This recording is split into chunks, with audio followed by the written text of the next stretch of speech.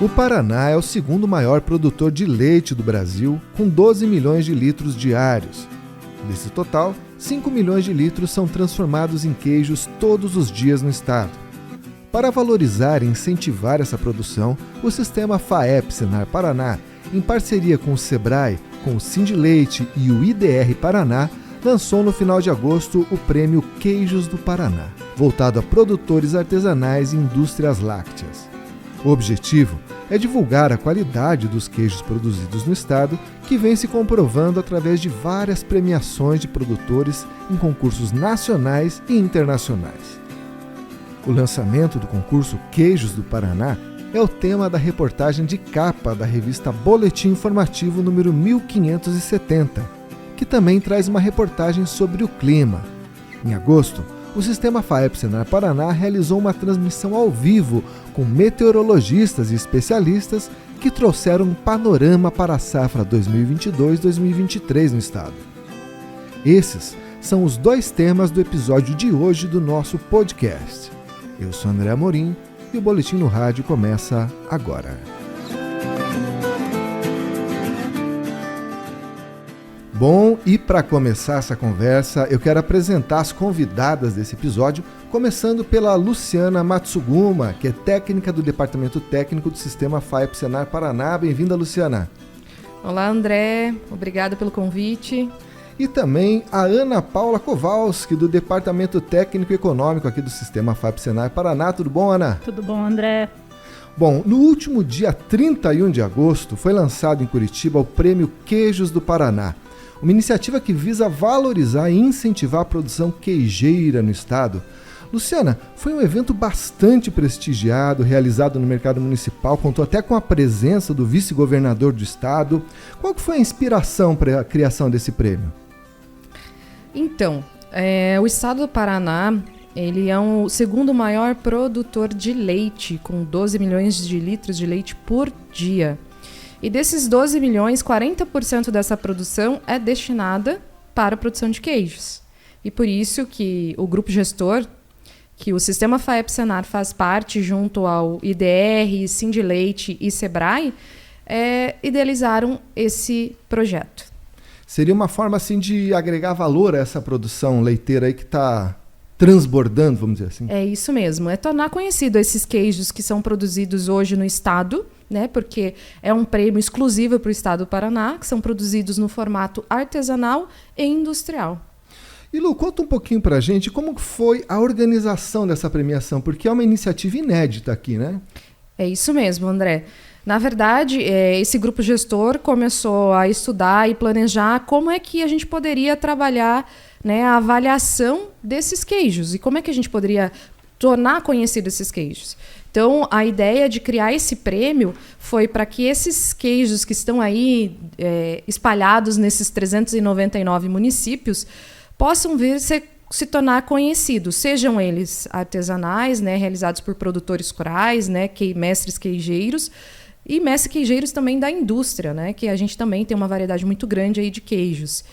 E esse prêmio tem a intenção aí de julgar, né, esses prêmios esses queijos a partir da análise sensorial dele. Ou seja, vai ter uma degustação, vai ter especialistas avaliando esses queijos. Isso pode ser também que contribua para um aperfeiçoamento dessa cadeia? É isso mesmo, André. Na verdade, o intuito do julgamento que vai acontecer dia 1º de junho de 2023 é colocar todos esses queijos conforme as categorias, né, que cada um deles se inscreverem, e analisar todos esses critérios que estão vinculados às questões sensoriais, de firmeza, textura, sabor. Porque a gente sabe que o sensorial está vinculado diretamente ao processo de produção do queijo.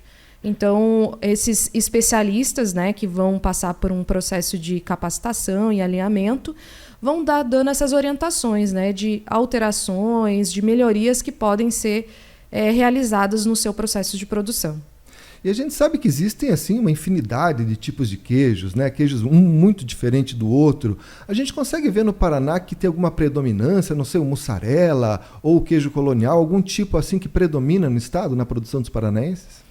Digamos assim, o mais comum que a gente chama é o queijo colonial, né? Que é o mais famoso aqui no estado do Paraná. Mas em questão de consumo, a gente tem o queijo mussarela, o gorgonzola, o parmesão, que são os queijos mais comumente consumidos hoje. Mas o que a gente quer é mudar um pouco esse viés e trazer esses queijos aí que são elaborados aí por esses mestres queijeiros aí no estado. E você falou uma coisa muito interessante, Lu, que é trazer esses queijos, né, para que sejam mais conhecidos aqui pelo público consumidor, né? Esses queijos elaborados, eles têm, vamos dizer assim, uma característica vinda junto com as correntes migratórias, sei lá, os imigrantes italianos ou ucranianos, eles têm alguma ligação, assim, digamos assim, essas regiões acabam produzindo mais esse tipo de queijo? Sim, porque, na verdade, o que acontece? Existe um consumo muito comum na Europa, né? Para você ter ideia, os países europeus são os maiores consumidores de queijo, chegam a 32 quilos, né, de queijo ao ano de consumo. E são eles, por causa do clima que existe lá, você consegue produzir uma variedade muito grande de queijos. E a partir dessa experiência de anos, centenas de anos de alguns queijos, a gente acabou trazendo essas experiências para cá e, é claro, adaptando ao clima que a gente tem aqui no Brasil, né? Eu poderia supor, Luciana, que a gente tem aqui no Paraná duas cidades que são verdadeiras mecas do leite, né? A cidade de Castro e Carambeí, elas são a maior produtividade, assim, disparada do Brasil. Essa característica, assim, essa preocupação com a qualidade, né, com a genética do nosso rebanho, isso acaba influenciando a qualidade da nossa produção queijeira? Com certeza. Independente, seja produção artesanal ou seja produção industrial, o primeiro item é a qualidade do leite. Quando o leite tem qualidade, você tem um queijo de qualidade. Porque essa alquimia, digamos assim, que o mestre queijeiro pode produzir de um queijo diferenciado, vem muito de um leite cru, que é rico em micro-organismos benéficos para a saúde. E a partir do momento que você tem um leite de qualidade e seguro, você consegue trabalhar com essa matéria-prima e transformar aí com uma variedade enorme de queijos. Você falou uma coisa que é bem importante, que é a variedade, né? Uma coisa que me chamou a atenção nesse concurso é que são diversas categorias, né? Queijo de leite bovino, de leite de cabra, de leite de búfalo, de leite de ovelha, os queijos especiais, né? Temperados. Como é que foi organizar tudo isso, categorizar para que pudesse contemplar toda essa variedade? A gente tem uma gama muito grande de variedades de queijo no mundo. Isso não é uma exclusividade do Brasil, mas no mundo, né? E aí a gente teve um apoio, é claro, um suporte de empresas que já estão envolvidas com a premiação. E a gente trouxe uma característica muito mais comum para o nosso estado, né? E aí a gente fez essa adaptação do regulamento para que a gente pudesse abranger as nossas realidades aqui dentro do estado. E essa variedade vai desde do clima que a gente tem, desde os micro-organismos que são utilizados, né? De outras características que são essenciais para o processo de produção. E é isso que a gente quer tornar conhecido aí com a premiação, né? Essa gama, essa variedade que a gente tem aí no estado. Maravilha! E o produtor de queijo aí que está nos ouvindo nesse momento e que tem interesse em participar do concurso, qual é o caminho? O caminho é entrar no site do Sistema FAEP-Senar, né? E ali ele vai ter todas as informações. Hoje está no sistemafaep.org.br, Prêmio Queijos do Paraná. Ali está disponível já o regulamento para que as pessoas possam saber em qual categoria pode inscrever seu queijo. E lembrando, né, que essa inscrição ela é gratuita, não tem custo nenhum. E a partir do momento que você se inscreve, tem alguns quesitos, alguns critérios ali, principalmente pela questão de segurança alimentar, né, do sistema de inspeção. Então é bom sempre estar ali no regulamento. E aí, a partir dessa inscrição, o negócio é torcer aí para o ano que vem, seu queijo está entre uma medalha de bronze, uma medalha de prata, ouro, ou até ser considerado o melhor queijo aí da primeira edição do Prêmio Queijos do Paraná. Luciana, e eu poderia supor que os queijos do Paraná estão ganhando no Brasil, que a gente acaba vendo aí recentemente vários queijos aqui produzidos no estado ganhando prêmios. Teve um queijo aí produzido, não sei se foi em Carambeí ou em Castro, que ganhou o primeiro e segundo lugar num prêmio da CNA, um prêmio nacional. A gente está evoluindo nessa cadeia? Com certeza. E aqui não foi a nível nacional também. A gente teve alguns casos a nível mundial, que foi um queijo medalha de prata na França, E a gente tem também outros queijos que a gente acaba não tendo total conhecimento, e até por isso que a gente está criando esse projeto, queijos que foram para outras premiações, né? Isso acaba também, pelo que eu posso supor, influenciar o público consumidor, né? Digamos assim, você formar um consumidor de queijos especiais também passa por aí os objetivos do programa? Do concurso? Sim, com certeza. É essa a nossa intenção, que o consumidor possa conhecer os alimentos que a gente tem aqui no Paraná, que no caso aqui é o queijo, né? Então, a partir desse momento, e até é interessante isso, lembrando que como é que eu vou saber que um queijo foi premiado, reconhecido por essa primeira edição? Então, o queijo que for premiado com qualquer uma dessas medalhas, ele vai receber um selo que ele vai poder colocar no queijo dele. Então, ele vai ter ali um selinho que ele vai colocar na embalagem. Então, a partir desse momento, o consumidor vai saber que aquele queijo, né, foi premiado, é um queijo e aí com segurança alimentar e com sabor. Maravilha! E quais são os próximos passos agora? Quando que vai ser feita a premiação? Vai ter uma segunda edição? O que vem pela frente? Então, assim, a premiação começou agora, a inscrição, né? Começou ontem, dia 1º de setembro, e vai até o dia 1º de março de 2023, para que todo mundo possa ter tempo hábil para o processo de maturação, de cura do queijo e preparar com carinho o seu queijo para essa premiação no dia 1º de junho, que é o Dia Mundial do Leite. E, enquanto isso, as instituições apoiadoras, que foram mais de 28 instituições apoiadoras, desde universidades, instituições públicas e privadas, nós vamos ter ações técnicas direcionadas para produtores, para técnicos de campo e para os consumidores, desde palestras, cursos, treinamentos, visitas técnicas. Então, é bom o pessoal ficar atento, né, a essa página que eu tinha falado do Sistema FAEP-Senar, que ali vai ter toda a programação desse segundo semestre de 2022 e o primeiro semestre de 2023. Luciana, e qual é o seu queijo preferido? Brie. Olha aí, ó, sofisticada. Bom, outro evento promovido pelo Sistema FAEP-Senar Paraná essa semana foi uma transmissão ao vivo com meteorologistas e um hidrólogo para falar do clima na safra de grãos agora 2022-2023. Vale lembrar, gente, que o Paraná vem de 3 anos aí de uma estiagem severa que castigou as lavouras e na última safra de verão isso ficou muito evidente, né? E para falar um pouquinho dessa transmissão, de qual foi o saldo aí dessa conversa, eu queria perguntar para Ana, essa demanda para saber mais do clima do Paraná partiu dos próprios produtores? Como é que foi? Há sempre um interesse, né, André, nesse início de largada de safra, né, a principal safra aqui no Paraná, que é a safra de verão, para saber como que o clima vai se comportar. Tanto em curtíssimo prazo, como são as próximas semanas, que é quando se inicia o plantio de soja e milho, até o desenrolar da safra. Então, pelo menos nos próximos 3, 4 meses aí. E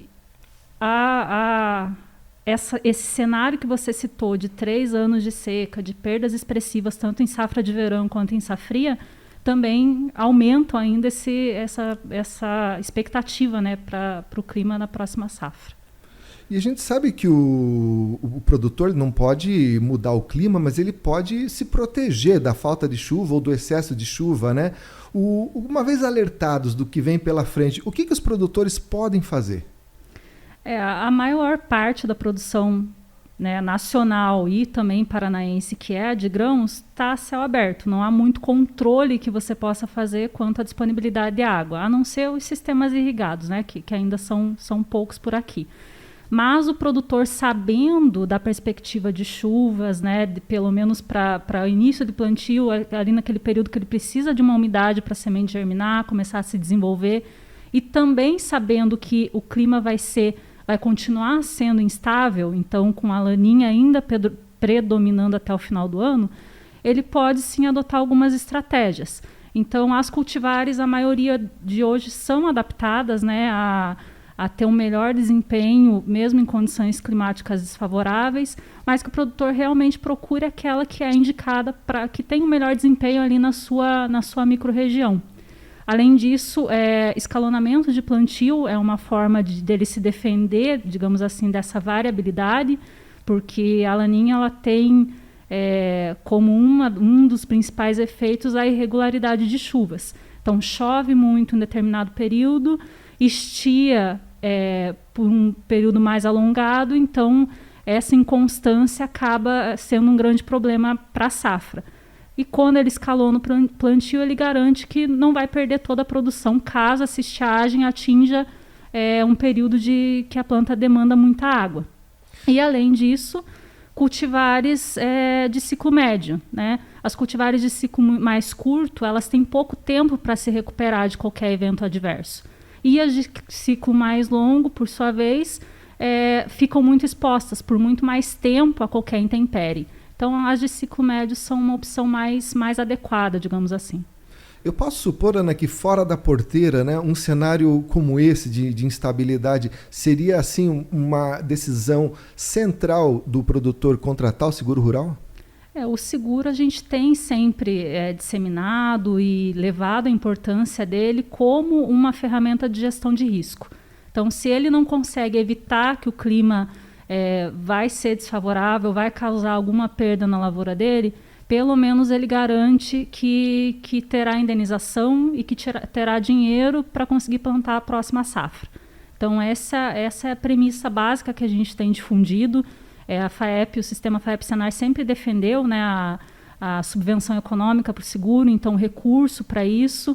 E o Paraná é o maior contratante hoje, né? Então, a gente tem conseguido aí manter essa cultura, digamos, do seguro rural, divulgar, difundir entre os produtores e fazer com que ele contrate não só para aquela safra de maior risco, né, mas que também segure a sua lavoura de soja, por exemplo, que costuma não ter perdas tão expressivas aqui no nosso estado. Ana, e o que ficou assim mais importante dessa live? Assim, o que os especialistas, os meteorologistas, o hidrólogo falaram que você acha que foi o mais central desse evento? A previsão para setembro agora, que é quando se inicia o plantio de soja, né? A gente tem o vazio sanitário finalizando em 11 de setembro, ainda é de período mais seco. Então, não vai haver umidade na maioria das regiões para se plantar, pelo menos até o final de setembro. Outubro já aliás, a partir da segunda quinzena de setembro e outubro é um mês que deve chover mais. Então, a gente pode ter aí, para as regiões que plantam logo que acaba o vazio sanitário, já iniciam o plantio, pode ser que tenham que aguardar um pouco mais até outubro para fazer o plantio com mais segurança. Além disso, a previsão de prolongamento da Laninha até o final do ano acende o alerta para o produtor de que será um ano não tão fácil, né, mas melhor que o anterior, né? A gente teve o efeito da Laninha muito severo no ano passado. E esse ano se espera ainda que dezembro, por exemplo, seja um mês mais seco, como foi o do ano passado, que causou aquelas perdas absurdas em soja, mas que seja menos rigoroso do que foi o ano passado. Então, o produtor já tem que se programar, digamos assim, para ter um período de maior estiagem em dezembro, mas com uma situação um pouco mais favorável do que a que foi ano passado. E a expectativa é que a largada da safrinha, que inicia no início do próximo ano, seja com uma condição de umidade, de disponibilidade hídrica um pouco melhor também do que foi a do ano passado. Ana, eu posso supor, por exemplo, se a gente vem de um cenário aí de estiagem, ou seja, o solo já está um pouco desabastecido, está mais seco do que o normal, uma estiagem pequenininha que aconteça no período de plantio ou no começo da cultura pode ser muito mais grave, né? Com certeza, André. É por isso que a gente tem difundido muito a integração entre as técnicas que o produtor adota. Então, o manejo e conservação de solo e água passa por essa proteção do solo para que ela consiga infiltrar para que ele consiga infiltrar mais água e reter melhor a umidade. Então, a gente sempre destaca a importância do plantio direto na palha, da adoção do sistema de plantio direto, que não é só a semeadura direta. Então, o solo precisa estar coberto por palha, precisa ter uma condição física mesmo de infiltração. O produtor precisa utilizar plantas de cobertura que propiciem um solo com mais poros, com maior porosidade, com raiz de planta mesmo, fazendo esse trabalho de de aumentar os espaços para que a água se infiltre e se armazene. Então, tudo converge, né? As técnicas de manejo convergem para que o produtor consiga manter essa água no sistema o mais tempo possível.